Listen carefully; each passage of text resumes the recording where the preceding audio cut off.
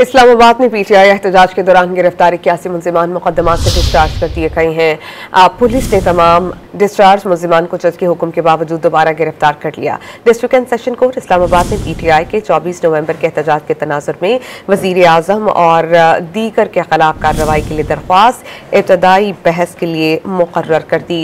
Anti terrorism court Islamabad के जज अबुल हसनात सुल्कनैन के रूबरू शनाख्त परेड पर जेल भेजे गए 100 से ज्यादा मुलजिमान को पेश किया गया। अदालत ने थाना कोहना के 54, थाना आई9 के 16, थाना कोहसार के 11 मुलजिमान को डिस्चार्ज कर दिया। थाना कोहसार के 48 मुलजिमान 2 रोज़ा जिस्मानी रिमांड पर पुलिस के हवाले कर दिए गए।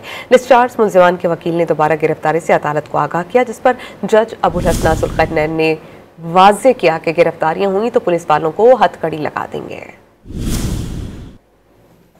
इस्लामाबाद में पीटीआई एहतजाज के दौरान गिरफ्तार 81 मुलजिमान मुकदमात से डिस्चार्ज कर दिए गए हैं। पुलिस ने तमाम डिस्चार्ज मुलजिमान को जज के हुक्म के बावजूद दोबारा गिरफ्तार कर लिया। District and session court Islamabad ने पीटीआई के 24 नवंबर के एहतजाज के तनाजुर में वजीर आजम और दीगर के खिलाफ कार्रवाई के लिए दरख्वास्त इब्तदाई बहस के लिए मुकर्रर कर दी।